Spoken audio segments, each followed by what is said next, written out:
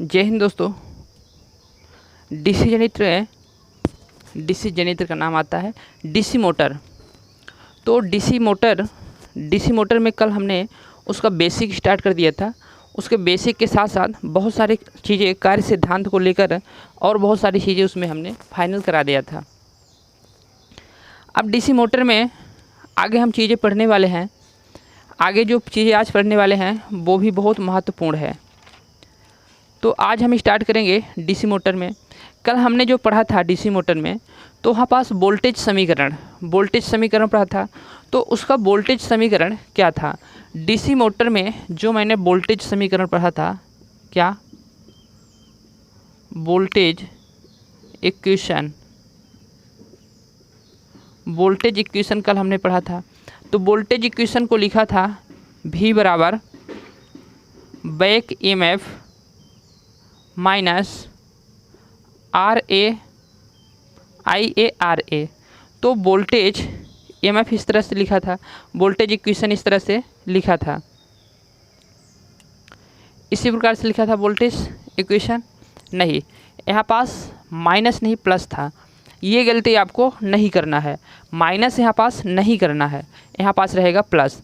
Minus और plus वाला case कब रहता है? देखिए, थोड़ा सा एक छोटा सा डाउट क्लियर कर दें कि यदि बैक EMF पूछे, क्या पूछे?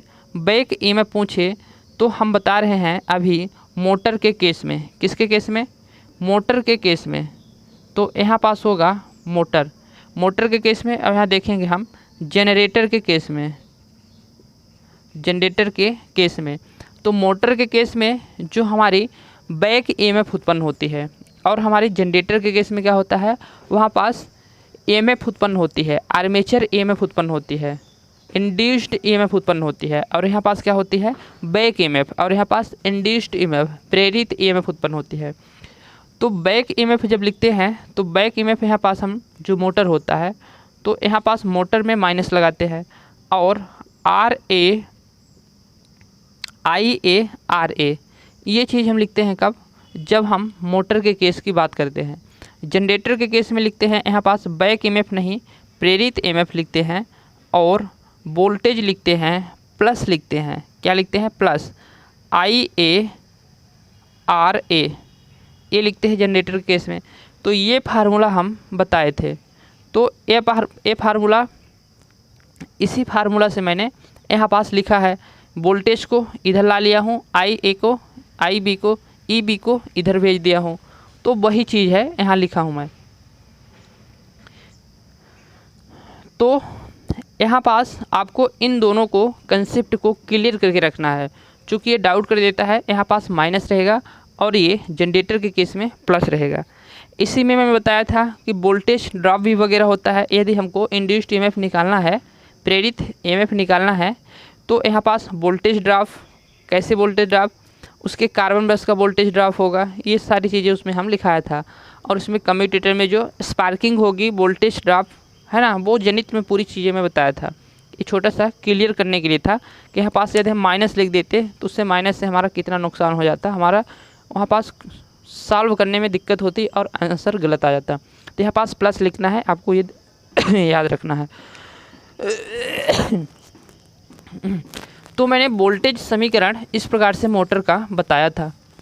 अब वोल्टेज समीकरण ये हो गया था, ये कहाँ से आया था इसको भी बता दिया था। तो इसको आपको याद रखना है। यदि वोल्टेज समीकरण के साथ साथ हमको मोटर की पावर समीकरण निकालना है, क्या? मोटर की पावर समीकरण निकालना है, तो पावर समीकरण को हम कैसे निकालेंगे? तो आप जानते हैं कि P बराबर क्या होता है। तो यहाँ पास हम निकालेंगे पावर समीकरण।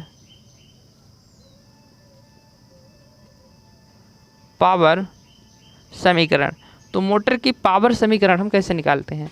तो आपको पता है ना कि P पावर यानी क्या होता है? P होता है। तो P बराबर क्या होता है? V होता है, और I होता है, ये पावर। तो आपको यहाँ पास क्या दिख रहा है?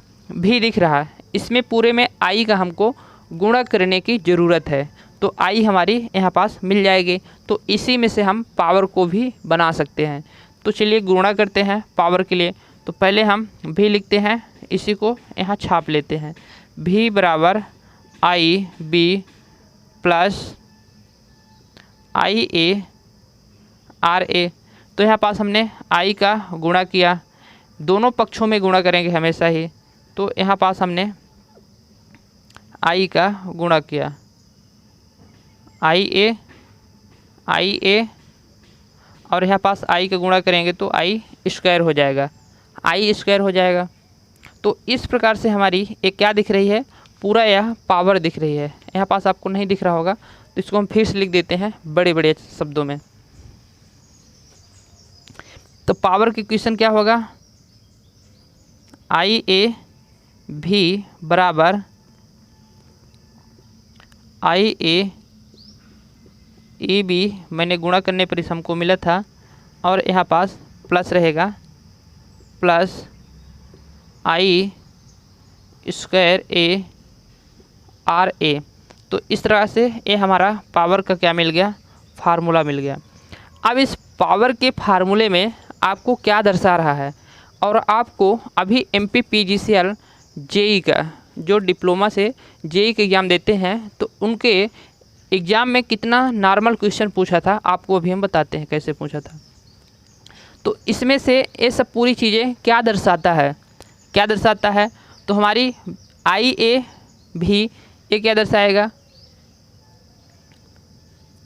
यहाँ पास उल्टा नहीं लिख दिया, भी बराबर आई ए लिखते हैं तो अधिक ठीक लगता है। तो यहाँ पास भी आई ए ई बी क्या दर्शाता है, plus I square are.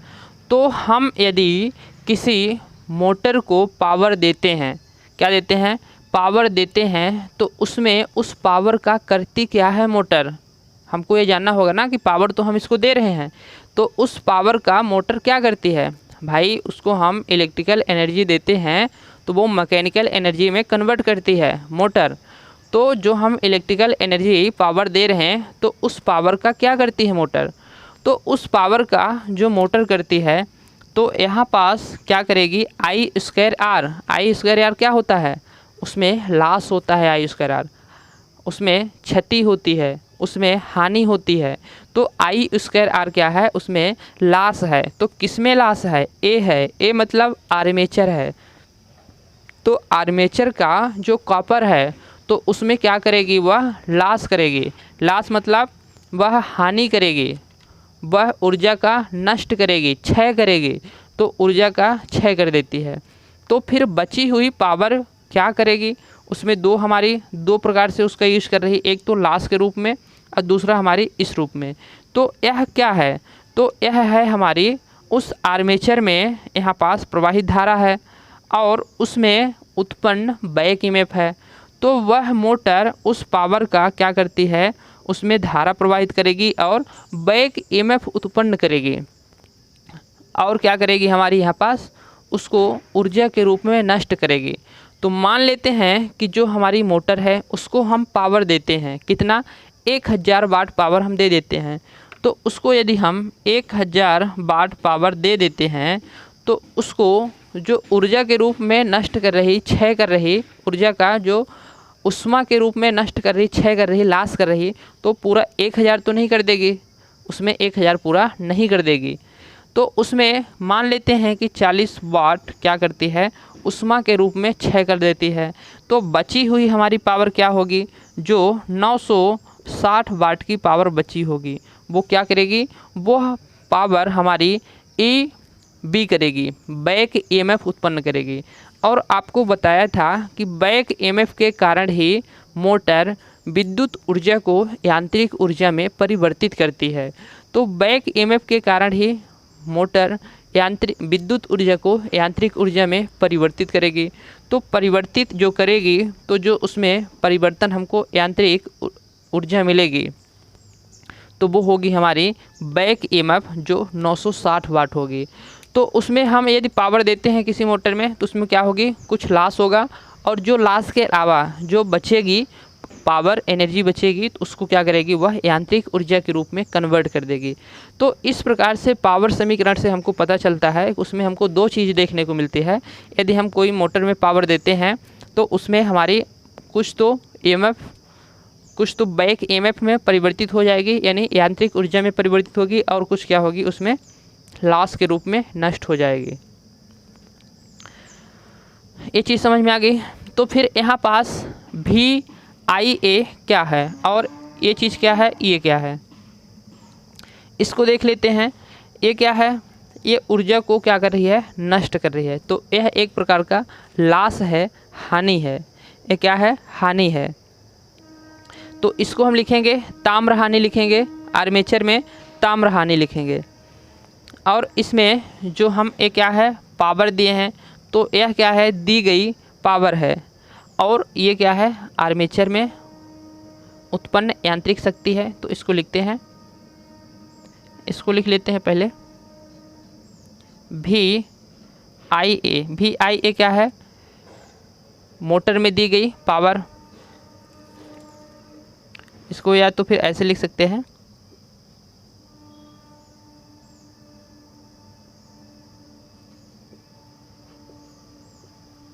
Armature के इनपुट में दी गई वोल्टेज। यहाँ पास क्या है, IA। EB क्या है, IA EB। तो यह क्या है, जो हमारी यांत्रिक ऊर्जा में क्या हो रही, परिवर्तित हो रही, यांत्रिक ऊर्जा में क्या हो रही, परिवर्तित हो रही। तो आर्मेचर में उत्पन्न, आर्मेचर में उत्पन्न यांत्रिक ऊर्जा, आर्मेचर में उत्पन्न यांत्रिक ऊर्जा के समतुल्य विद्युत शक्ति, यांत्रिक ऊर्जा के आर्मेचर में उत्पन्न यांत्रिक ऊर्जा के समतुल्य विद्युत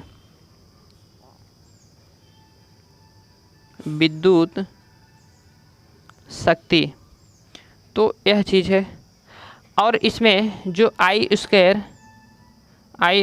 A RA है, तो यह क्या है, यह है ताम्र हानि। उसमें क्या है, ताम्र हानि, कहे तो कॉपर लॉस, कॉपर लॉस है। तो इसमें यह चीज़ है। तो यहाँ पास जो पूछा था कि बैक EMF का मान कितना होता है, बैक EMF का मान कितना होता है पावर समीकरण में। तो बैक EMF का मान आपका क्या है, यहाँ पास ये है बैक EMF है। तो बैक EMF यहाँ IA बराबर EB। अब इसको क्या कर देंगे आप, इसको सीधे पक्षांतर कर देंगे। तो यहाँ पास VIA माइनस I² RA। तो ये वाला फार्मूला दिया था और बोला था कि उसमें बैक EMF का मान कितना है। तो यहाँ पास EB क्या है, बैक EMF है। तो बैक EMF का हमारा मान ये है। इसी को डिप्लोमा में पूछा था, MPPGCL अभी आंसर की आई है 3-4 दिन पहले। तो उसी में यह क्वेश्चन पूछा गया था, देखा मैंने, तो ये क्वेश्चन था। तो इस प्रकार से आपको फार्मूले भी याद रखने हैं, फार्मूले के तौर पर भी उसने पूछ लेता है एग्जाम में। तो यहाँ पास ये पावर हो गई। अब देखते हैं डिस्ट मोटर में जो मोटर होती है, तो इसमें DC मोटर में अधिकतम जो शक्ति उत्पन्न होती है, तो उसकी शर्त क्या होती है, अधिकतम शक्ति उत्पन्न करने की, कब यह मैक्सिमम पावर उत्पन्न करेगी, उसकी कंडीशन क्या होगी। तो यहाँ पास इसको आप नोट कर लीजिए, नहीं तो आप PDF में जाके पूरा देख लीजिए, वहाँ पास पूरा नोट किया हुआ पड़ा है। PDF आपको मिल जाएगा लवकुश प्रजापति ऑफिशियल टेलीग्राम में। ओके, इसको इरेज करते हैं।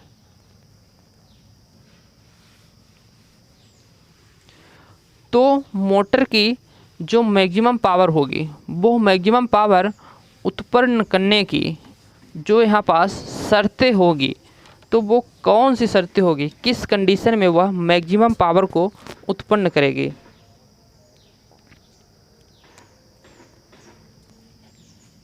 तो यहाँ पास टॉपिक रहेगा maximum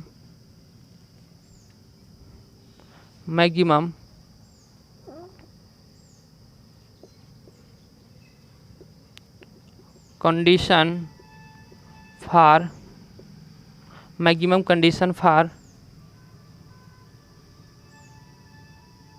power of DC motor, maximum power in DC motor. तो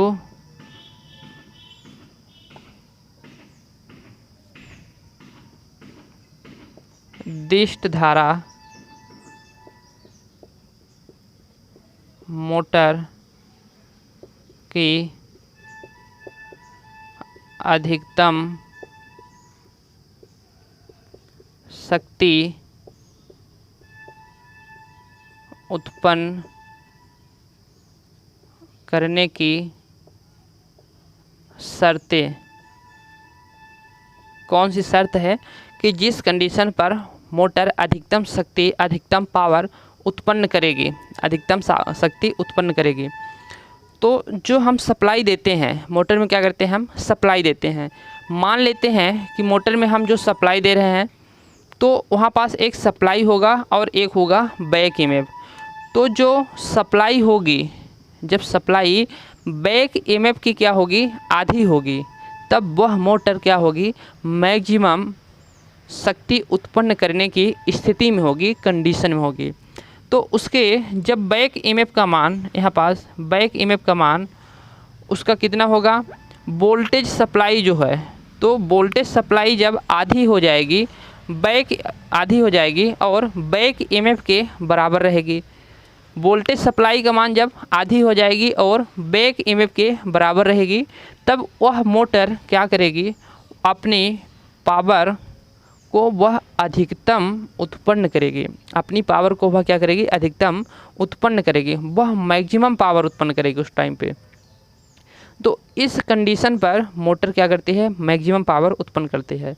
अब यहाँ मान लेते हैं कि जो उसकी सप्लाई है, क्या उसकी जो हम वोल्टेज मोटर को सप्लाई दे रहे हैं, तो उसकी सप्लाई कितनी है, 200 वोल्ट है।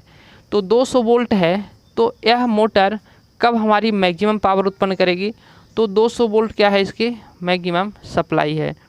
तो उसका आधा कर देंगे, तो जब आधा कर देंगे तो उसमें उत्पन्न ईएमएफ का मान क्या हो जाएगा, उसमें बैक ईएमएफ का मान क्या हो जाएगा, बैक ईएमएफ का मान जब उसमें 100 मिलेगा, कितना 100 वोल्ट मिलेगा, तब उसकी पावर क्या होगी, अधिकतम होगी।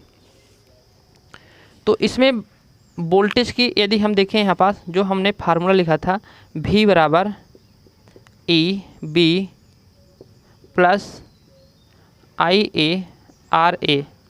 तो यदि हम किसी मोटर को क्या करते हैं, यहाँ पास 200 वोल्ट देते हैं, 200 वोल्ट देने पर इसमें जो उत्पन्न ईएमएफ होगी वो कितनी होगी, उत्पन्न ईएमएफ यहाँ पास 100 वोल्ट हो गई, कितनी 100 वोल्ट हो गई।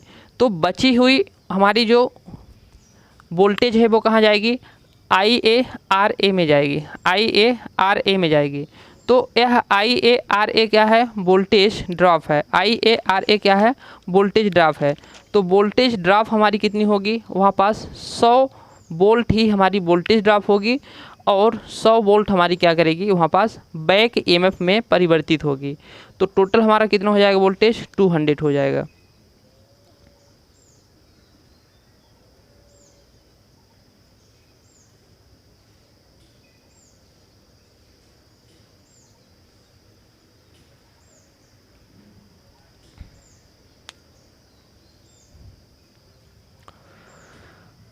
तो यहाँ पास जो बैक ईएमएफ है, बैक ईएमएफ का मान कितना हो जाएगा, बैक ईएमएफ को आधी इसकी वोल्टेज मिलेगी और आधी वोल्टेज किस में मिलेगी, यहाँ पास वोल्टेज ड्रॉप में मिलेगी, यहाँ पास वोल्टेज ड्रॉप में मिलेगी। तो इसमें सीधा सा फंडा ये है कि दिष्ट धारा मोटर की अधिकतम शक्ति उत्पन्न करने की जो शर्त है, तो वह अधिकतम शक्ति तब उत्पन्न करेगी जब वहाँ पास सप्लाई वोल्टेज क्या हो जाएगी, सप्लाई वोल्टेज बैक ईएमएफ की क्या सप्लाई वोल्टेज का मान आधी हो जाएगी और बैक ईएमएफ के बराबर हो जाएगी, उस कंडीशन में मोटर में जो दी गई हमारी विद्युत शक्ति है, तो विद्युत शक्ति का जो परिवर्तन यांत्रिक शक्ति में करेगी तो वह क्या होगी, अधिकतम होगी, मैक्सिमम होगी। तो वह मोटर की अधिकतम शक्ति उत्पन्न करने की शर्त कहलाएगी। वह अधिकतम शक्ति उत्पन्न करने की क्या कहलाएगी, शर्त कहलाएगी। तो इसमें सप्लाई का मान जब हो जाएगा आधी, तो इस फार्मूले को आपको याद रखना है कि EB बराबर V/2। जब इस शर्त को फॉलो करेगी तब जाके उस मोटर की जो पावर होगी वो कैसी होगी, अधिकतम होगी। उस मोटर की पावर कैसी होगी, अधिकतम होगी। तो इस मोटर में यदि हम 200 वोल्ट सप्लाई दिए तो उसमें से 200 वोल्ट सप्लाई का क्या किया, उसने 100 वोल्ट कहाँ गया, हमारा बैक ईएमएफ उत्पन्न करने में लगा दिया, और बैक ईएमएफ उत्पन्न करने में लगा दिया। फिर 100 वोल्ट हमारा कहाँ गया, उसकी आधी जो वोल्ट थी तो वो कहाँ गई, बैक ईएमएफ उत्पन्न करने में लगा दी। अब बचेगी आधी बचेगी, मतलब 100 वोल्ट बचेगी। तो 100 वोल्ट क्या करेगी, हमको पूरी पावर मिल रहेगी यही ना, 200 वोल्ट हमने देंगे तो 200 वोल्ट में 100 वोल्ट इसने यूज कर लिया, बचेगी 100 वोल्ट। आधी के अलावा जो बचेगी तो उसमें IaRa मतलब वोल्टेज ड्रॉप हो जाएगा। आर्मेचर में क्या प्रतिरोध रहेगा, आर्मेचर में प्रतिरोध के कारण क्या हो जाएगा, वोल्टेज ड्रॉप हो जाएगा। ये वाला आप देखेंगे फार्मूला तो ये पूरा भी ही लिखा है, क्या लिखा है, भी ही लिखा है, V बराबर IRA, तो भी ही लिखा है। तो क्या हो जाएगा, वोल्टेज ड्रॉप हो जाएगा। तो इस प्रकार से वोल्टेज का ड्रॉप कर लेती है। एक चीज़ और है कि जब मोटर क्या होती है, अधिकतम पावर उत्पन्न करती है, जब मोटर अधिकतम पावर उत्पन्न करती है तो अधिकतम पावर उत्पन्न करने की स्थिति में उसकी जो इफ़िशियंसी होती है, दक्षता होती है, वह क्या हो जाती है, 50% से कम हो जाती है, 50% से कम हो जाती है। कैसे, तो इसमें जो हमारी 200 वोल्ट को बैक ईएमएफ में हमारी क्या कर रही है, परिवर्तित कर रही, तो इसकी आधी हो गई, आधी वोल्टेज इसको मिल रही। तो आधी वोल्टेज जो मिल रही है तो इसमें से मान लेते हैं 100 वोल्ट मिल गई, तो 100 वोल्ट के अलावा इसमें भी क्या होगा, अभी कम्यूटेटर पर स्पार्किंग होगा कार्बन ब्रशेस का, तो उसमें भी कुछ लॉसेस होंगे। तो उस लॉस के कारण भी हमारी 100 से घट के 1 वोल्ट तो कार्बन ब्रश रहेंगे। प्रत्येक कार्बन ब्रश क्या होता है, 1 वोल्ट होता है, तो 1 वोल्ट यानी 2 कार्बन ब्रश रहेगा तो 2 वोल्ट हमारी यहीं पास लॉस हो जाएगी। तो हमारी 100 से कम हो गई ना, 98 ही सही पर 100 से कम तो हो गई ना।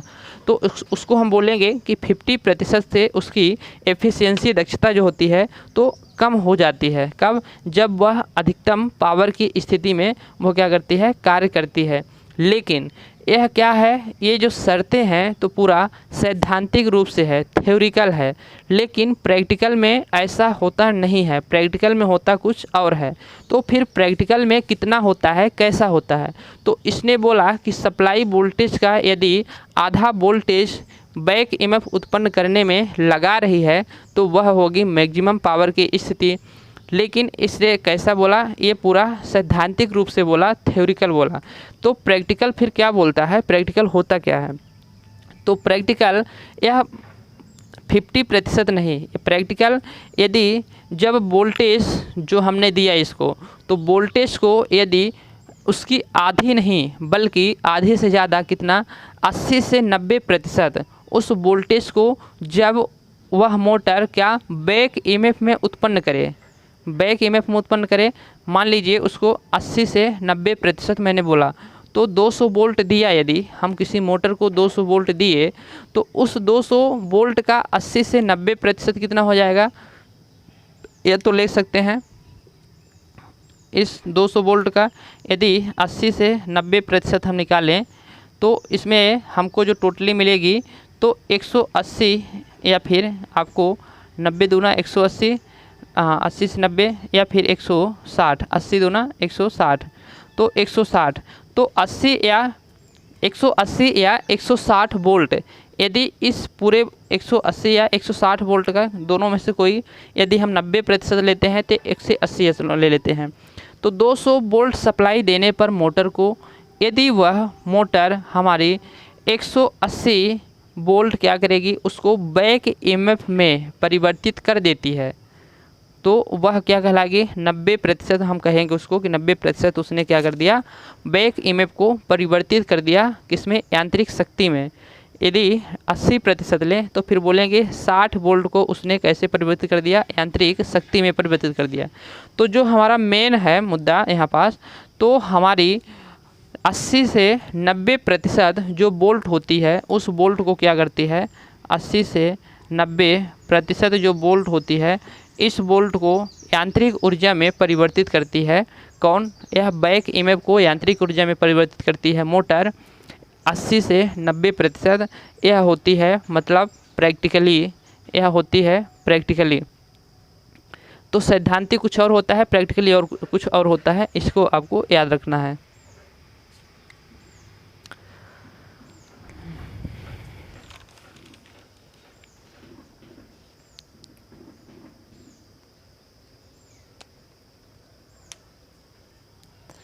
तो अधिकतम धारा उत्पन्न अधिकतम शक्ति उत्पन्न करने की यह शर्तें होती हैं, तो इसको आपको याद रखना है। इसी से हम कुछ क्वेश्चन करते हैं, इसी से हम कुछ क्वेश्चन बनाते हैं और देखते हैं, उससे समझ में आएगा हमको। मान लीजिए हम किसी मोटर को क्या करते हैं, 200 वोल्ट सप्लाई देते हैं। तो 200 वोल्ट सप्लाई देते हैं, यहाँ पास हमारा क्वेश्चन रहेगा, किसी मोटर को 200 वोल्ट क्या करते हैं, सप्लाई देते हैं। तो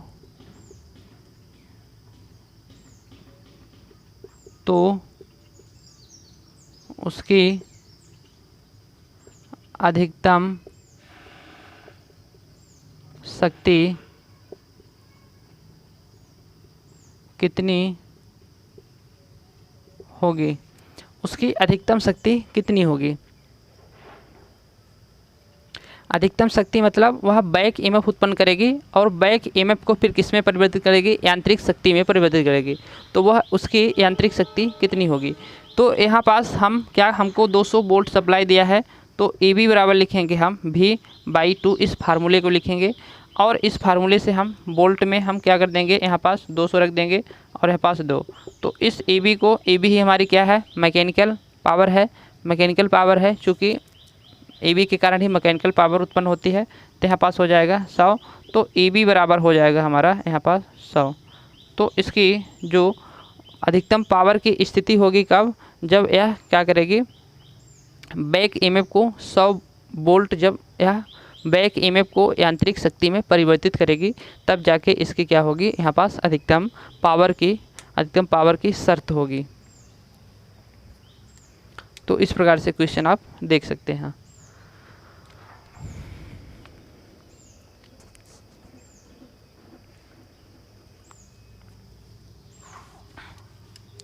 एक क्वेश्चन और देते हैं आपको, जो आपका इंटरेस्टिंग क्वेश्चन होगा।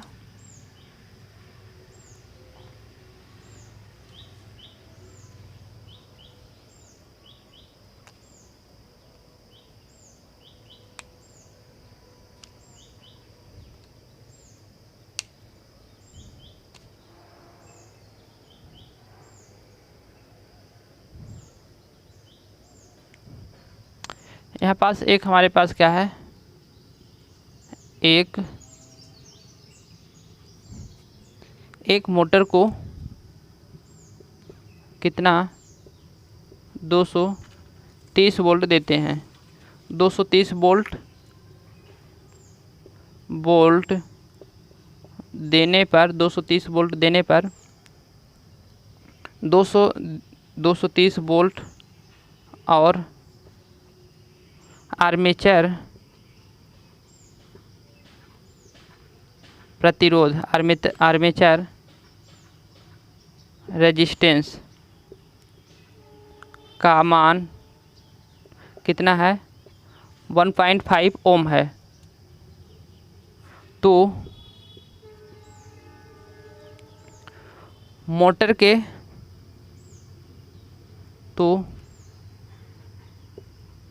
मोटर का AB ए बी मतलब बैक ईएमएफ, तथा जनरेटर का ई जी मतलब प्रेरित इंड्यूस्ड ईएमएफ का मान क्या होगा, इसको आप बनाइए। इसको आप बनाइए।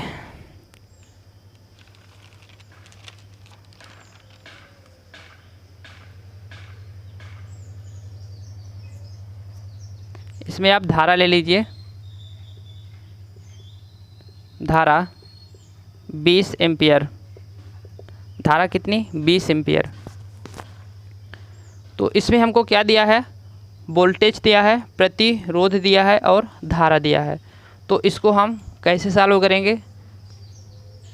मैं शुरू में ही बताया था कि वोल्टेज और मोटर और जनरेटर का बेसिक फार्मूला में अंतर क्या है, प्लस माइनस का याद आ रहा हो तो आपको मैंने बताया था।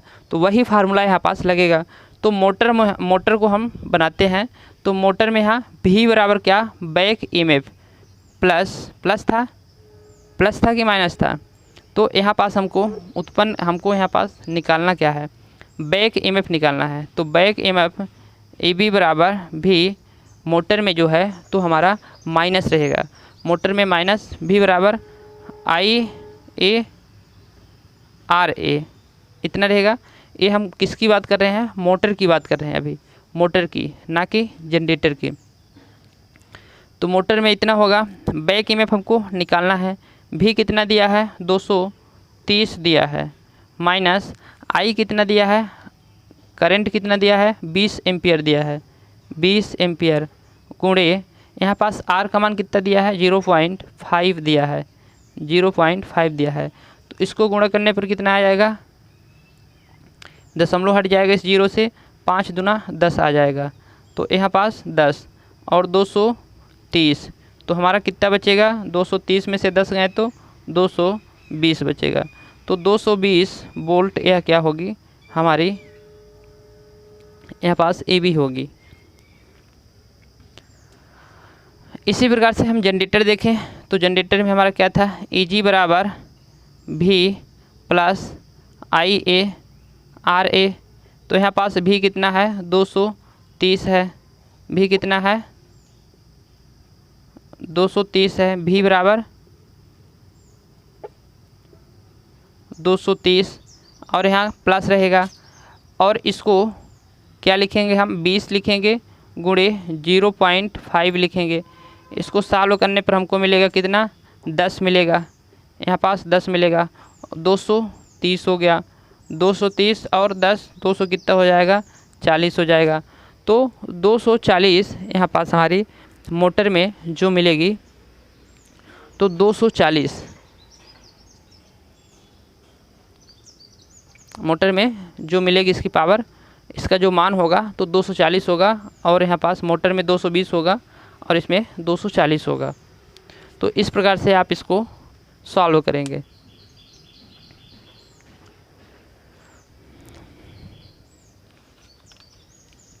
चलिए अब देखते हैं दूसरा टॉपिक।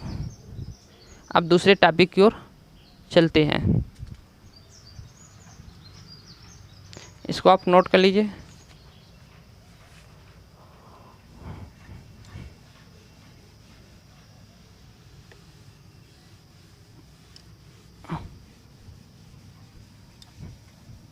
तो अब जो हम दूसरा टॉपिक में देखेंगे तो वहाँ पास मोटर में जो क्या हम उत्पन्न कराएंगे, अब टार्क को उत्पन्न कराएंगे। मोटर में हम टार्क को उत्पन्न कराएंगे। तो फिर टार्क क्या होगा, टार्क क्या होता है।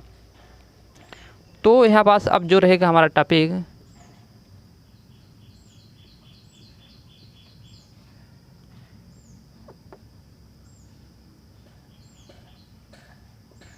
टार्क को बोले तो बला घूर्ण, टार्क को बोले तो बला घूर्ण। टार्क को हम किससे दर्शाएंगे, कैपिटल टी से दर्शाएंगे। टार्क को हम कैपिटल टी से दर्शाएंगे। तो यहाँ पास टार्क क्या होता है, टार्क क्या होता है। तो हम टार्क को लिखते हैं टार्क टर्निंग और ट्विस्टिंग, टर्निंग और ट्विस्टिंग,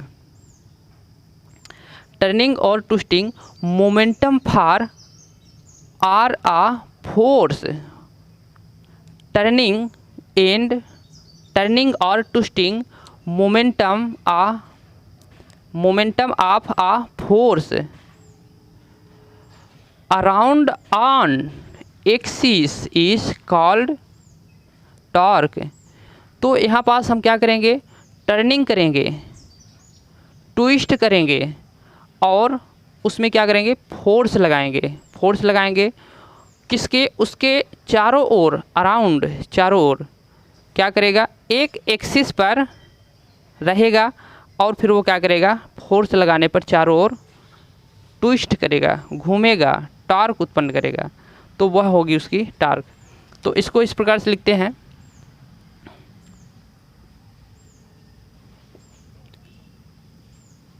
टर्निंग और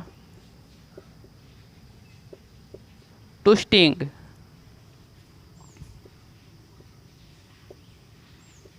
मोमेंटम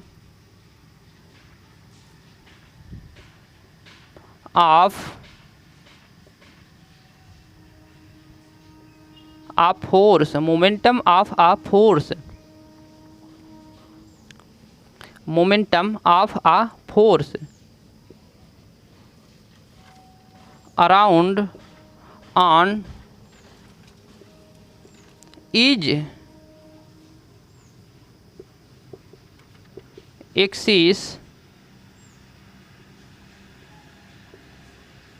कॉल्ड टॉर्क।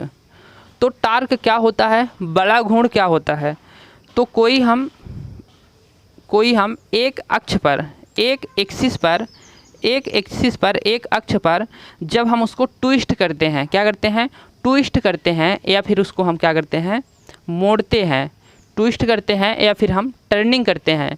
ट्विस्ट का मतलब हो गया मोड़ना, ट्विस्ट का मतलब हो गया ऐंठना, और यहाँ पास क्या लिखा है, टर्निंग लिखा है। टर्निंग मतलब टर्न, मोड़ना, ट्विस्ट मतलब क्या हो गया, ऐंठना। जब किसी अक्ष पर हम किसी वस्तु को क्या करते हैं, मोड़ते हैं या फिर ऐंठते हैं, तो उसमें हम क्या बल लगाते हैं, बल लगाकर, फोर्स लगाकर उसको क्या करते हैं, चारों ओर हम घुमाते हैं, तो वह उसका क्या कहलाता है, बला घूर्ण कहलाता है, बला घूर्ण कहलाता है। जैसे हो गया हमारा बला घूर्ण। आप टार्क का एग्जाम्पल देखिए कि हमारे घर में क्या होता है, एक दरवाज़ा होता है, दरवाजे के पास यहाँ क्या लगा होते हैं, कब्जे लगे होते हैं। अब इस कब्जे से क्या होता है, हमारा दरवाज़ा इस प्रकार से जुड़ा होता है। तो आप जब दरवाजे पर क्या करते हैं, यहाँ पास फोर्स लगाते हैं, तो वह अंदर की ओर या बाहर की ओर आता है। अब इसी दरवाजे में आप यदि यहाँ पास फोर्स लगाएंगे तो वह क्या करेगा, अंदर की ओर आएगा, जाएगा, लेकिन वहाँ पास फोर्स हमको ज़्यादा लगाना पड़ेगा जब हम यहाँ पास लगाते हैं, और यहाँ पास लगाते हैं तो हमको कम लगाना पड़ेगा। तो ऐसा क्यों होता है, तो ऐसा होता इसलिए है कि उसके एक्सिस से, उसके कोई हमारा यहाँ पास हो गया, एक पुली समझते हैं आप। इस प्रकार से जो मोटर होती है, मोटर की शाफ्ट होती है, तो मोटर के शाफ्ट ये हो गई, और उसके शाफ्ट के ऊपर क्या होती है, एक पुली होती है। पुली मतलब जिस पर हमारी पट्टी वगैरह लगी होती है। आप कहीं देखे होंगे मशीन में, तो पट्टा, फाइन बेल्ट वगैरह यहाँ पास घूमते रहता है, पुली लगा कर हम फाइन बेल्ट को लगा देते हैं, तो इस प्रकार से घूमते रहता है। या नहीं देखे हैं तो आप देखिए साइकिल का जो, जहाँ पास मेन पाइडल लगाते हैं, तो साइकिल का जो चैन होता है, तो चैन यहाँ से हमारा इस प्रकार से, एक प्रकार से उसको समझने का वो है कि चैन हमारा इस प्रकार से, इसके स्पर्श क्या होता है, स्पर्श यहाँ पास कोड़ी होता है, स्पर्श कोड़ी।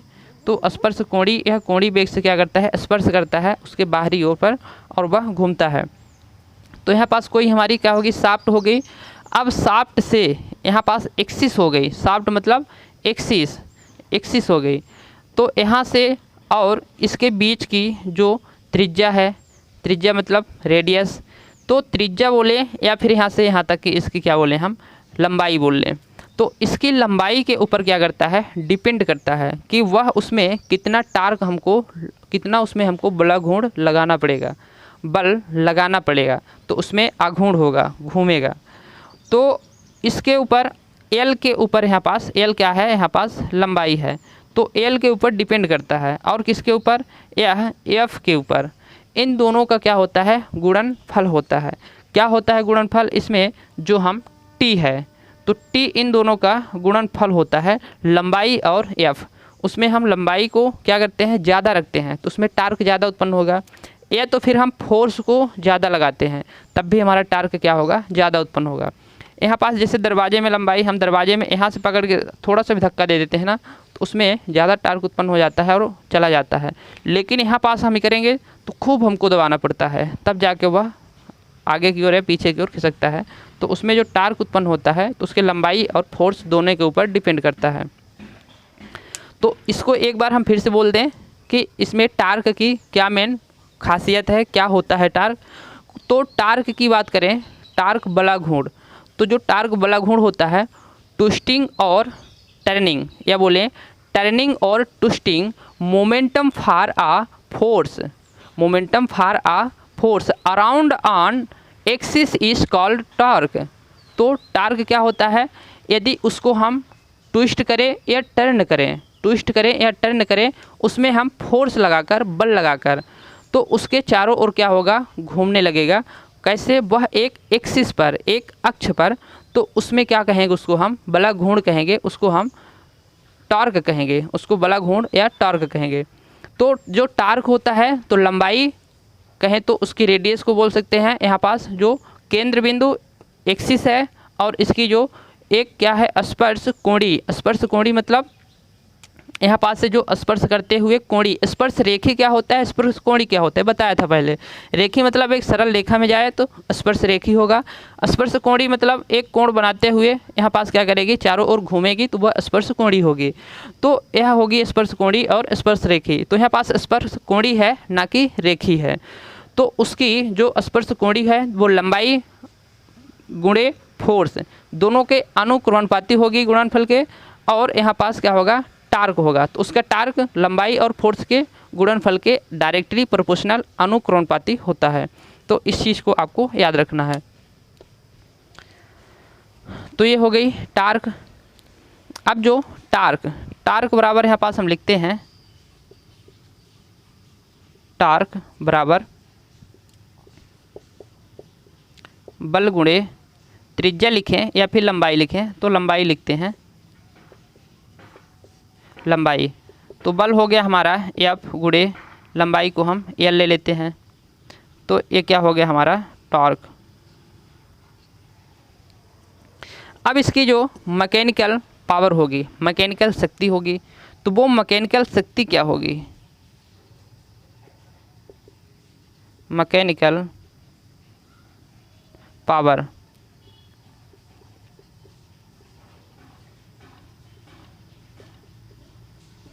यांत्रिक शक्ति। तो यांत्रिक शक्ति जो होगी, तो यह T बराबर होगी P गुणे ओमेगा, P गुणे ओमेगा।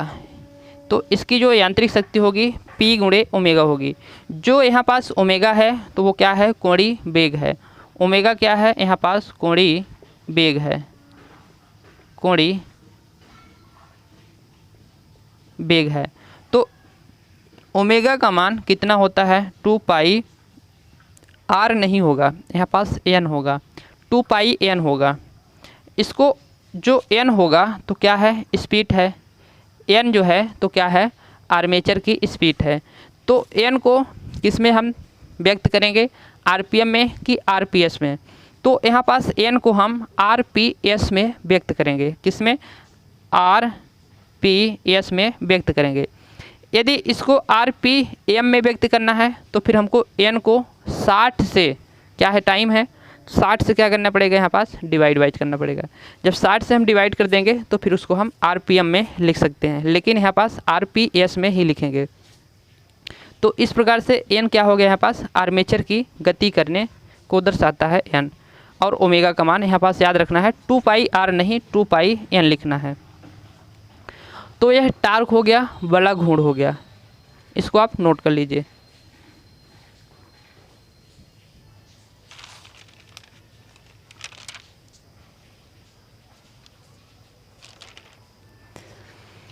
तो टार्क समझ में आ गया। तो टार्क हमारा उत्पन्न कहाँ होता है, टार्क हमारा कहाँ उत्पन्न होता है। तो ये जो टार्क होता है तो हमारी कहाँ उत्पन्न होती है, तो आर्मेचर में हमारी टार्क उत्पन्न होगी, आर्मेचर में उत्पन्न होगी। तो आर्मेचर में ही हमारी जो बैक ईएमएफ होती है तो आर्मेचर में ही उत्पन्न होती है। और बैक ईएमएफ ही क्या होती है, यांत्रिक शक्ति होती है। यांत्रिक शक्ति होती है मतलब यह टार्क होता है। तो टार्क हमारा कहाँ उत्पन्न होगा, आर्मेचर में उत्पन्न होगा। तो इसको आर्मेचर में अब हम उत्पन्न करते हैं।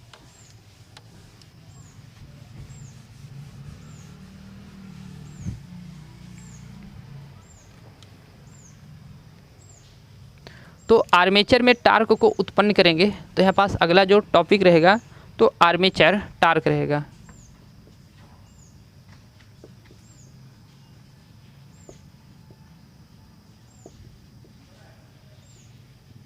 आर्मेचर टार्क, आर्मेचर टार्क को आर्मेचर बला घूर्ण बोलेंगे।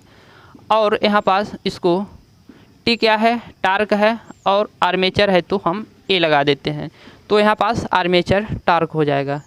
तो फिर आर्मेचर टार्क कितना उत्पन्न होता है, जो उसमें आर्मेचर में टार्क उत्पन्न हो रहा है तो वह टार्क कितना उत्पन्न हो रहा है, कितना न्यूटन का वहाँ पास टार्क उत्पन्न हो रहा है, तो उसको हम देखेंगे।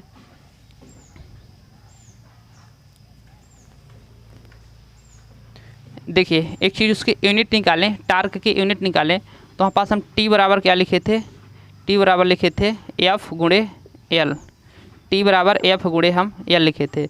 तो एफ क्या है, बल है, बल को फोर्स, बल का न्यूटन होता है यूनिट, बल की यूनिट क्या होती है, न्यूटन होती है, न्यूटन होती है।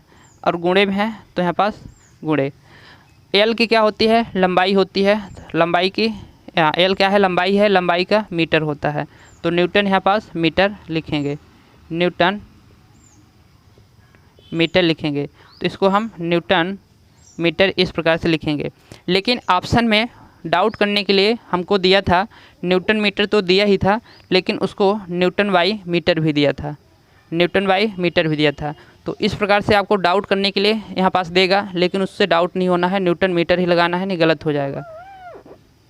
ठीक है, पहले मैं इसी को लगाया था, न्यूटन बाई मीटर को लगाया था, फिर याद किया कि न्यूटन मीटर ये होता है गुणे में, तो फिर जाके हम इसको लगाया था। तो इस प्रकार से आपको पूछता है। तो यहाँ पास न्यूटन मीटर, तो कितने न्यूटन मीटर का आर्मेचर में टार्क उत्पन्न होगा। तो आर्मेचर में जो टार्क उत्पन्न होगा 1/5, 1/5 यहाँ पास 5Z। इससे पहले जब हम जनरेटर का फार्मूला लिखते थे तो 5ZNP लिखते थे, यहाँ पास N लिखते थे, लेकिन N नहीं लिखना है, यहाँ पास A लिखना है, N नहीं लिखना है, यहाँ पास A लिखना है। और वही चीज़ रहेगा P/A रहेगा। तो इतने क्या करेगा, न्यूटन मीटर का टार्क उत्पन्न करता है। कौन, आर्मेचर में जो टार्क उत्पन्न होता है तो इतने न्यूटन मीटर का टार्क उत्पन्न होता है। या तो फिर आप इसी को ऐसे लिख सकते हैं, इसकी जो वैल्यू होती है तो इसकी वैल्यू आपकी 1.159 गुणे 5ZIA गुणे P/A, इसको आप इस तरीके से भी लिख सकते हैं। तो इसको सॉल्यूशन करने पर आपको इतना मान यहाँ पास आएगा, सॉल्यूशन करने पर इतना मान आएगा। तो आर्मेचर में जो टार्क उत्पन्न होता है तो इतना टार्क उत्पन्न होता है। अब रनिंग अवस्था में देखें कि आर्मेचर में कौन कौन सा हमारा रनिंग अवस्था में काम करेगा और कौन सा यहाँ पास नियत रहेगा। तो किसके अनुक्रमानुपाती होगा रनिंग अवस्था में और किसके कौन सा इसमें स्थिरांक होगा, ये चीज़ देखते हैं। तो हमने जब जनित्र में देखा था तो जनित्र में हमारा यहाँ पास जो फ्लक्स है वो फ्लक्स हमारा क्या था, फ्लक्स जो हमारा था तो ईएमएफ के अनुक्रमानुपाती था। और वहाँ पास जो एन था, एन मतलब उसके घूमने की गति, उसको भी घटाकर बढ़ाकर स्पीड को भी हम क्या कर सकते थे, वहाँ पास जनरेटर के ईएमएफ को परिवर्तित कर सकते थे। तो यहाँ पास इन दोनों के ऊपर ही हमारा क्या रहेगा, रनिंग अवस्था में अनुक्रमानुपाती रहेगा। बाकी जितना भी है तो उसके क्या होगा, स्थिरांक होगा, वह सभी नियतांक होगा। तो इसमें नियतांक हमारा क्या क्या रहेगा, यहाँ पास 1 पॉइंट, यहाँ पास पहले लिखते हैं स्थिरांक, स्थिरांक।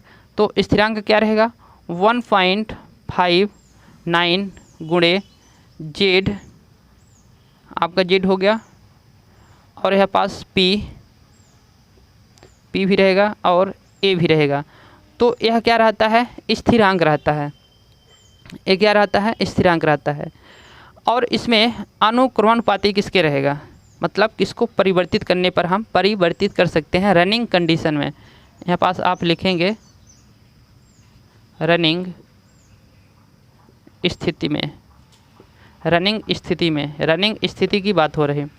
तो यहाँ पास किसके हम अनुक्रमानुपाती कर सकते हैं टार्क को, तो जो टार्क होगा हमारा तो वो फाई होगा और आई ए होगा, इसके हम अनुक्रमानुपाती कर सकते हैं।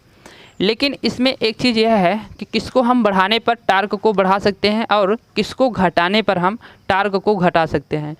तो यहाँ पास हम फाई को बढ़ाकर टार्क को बढ़ा सकते हैं, मतलब फ्लक्स को बढ़ाकर टार्क को बढ़ा सकते हैं। जेड की आर्मेचर कंडक्टर की संख्या होती है जेड, तो टर्न की संख्या को हम कंडक्टर की संख्या को बढ़ाकर हम टार्क को बढ़ा सकते हैं। यहाँ पास आई ए आर्मेचर धारा है, तो आर्मेचर धारा को हम बढ़ाकर टार्क को बढ़ा सकते हैं। पी क्या है, पोल है, तो पोल की संख्या को बढ़ाकर हम टार्क को बढ़ा सकते हैं। यहाँ पास आपको अपान में दिया है, बाई में दिया है, तो यहाँ पास अपान में ए दिया है, तो ए क्या है, समांतर पथ की संख्या है। समांतर पथ की संख्या को बढ़ाकर हम टार्क को घटा सकते हैं, चूँकि यह कैसा है, आपको बाई में दिया है, बाई मतलब बट्टे में दिया है, उसका हाफ किया है।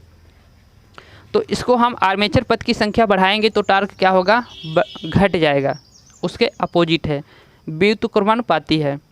तो इस चीज़ को आपको याद रखना है। तो यहाँ पास हम लिख दें कि जो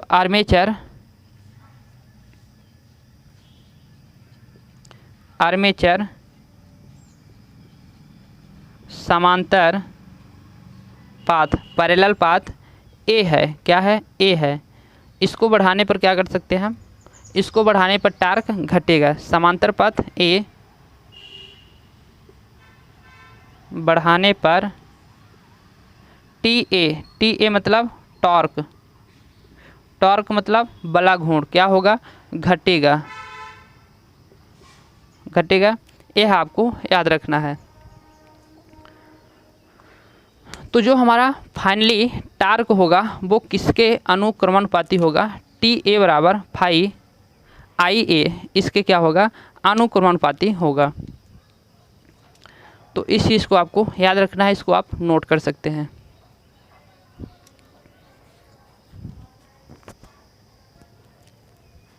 नोट कर लीजिए इसको।